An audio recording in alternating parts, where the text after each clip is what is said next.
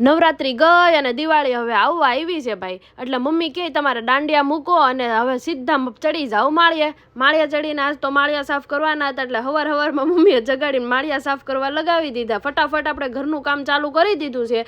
આજે તો ખાલી મારા ખ્યાલથી એક જ રૂમ થાય, કેમ કે પહેલો દિવસ છે ને ઘર આપણું થોડુંક વધારે પડતું જ મોટું છે, એટલે કામ થોડું કરીને પૂરું કરી દેવું. લાગી ગઈ હતી 12 વાગે ભૂખ, એટલે પેટનો ખાડો પૂરવાય કંઈક તો કરવું ને, એટલે રોટલા બનાવી નાખ્યા. આપણે રોટલી અને છોલે ભટુરે બનાવી નાખ્યું. ભટુરા તો નહોતા, સોરી, રોટલીને અને ચણાનું શાક બનાવી નાખ્યું હતું. અને આજે તો આપણી યારે પપ્પાએ જમવામાં હતા. ઘણી વાર તમે લોકો કહેતા હોય કે તમારા પપ્પા દેખાતા જ નથી, તો જોઈ લો મારા પપ્પાએ છે હો.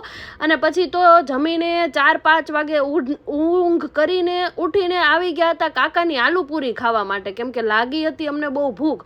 હું અને કાળી કાકાની આલુપૂરી ખાવા માટે આવી ગયા હતા. ને લોકેશન હું તમને કહી દઉં, આ કોઈ મારી એડવર્ટાઇઝ નથી અને કોલોબરેશન નથી, પણ કાકાનું ચાલી જાય એટલે આપણે કહી દઈએ. તમે લોકો અહીંયા જજો, કાકા બહુ જોરદારની આલુપૂરી બનાવે છે.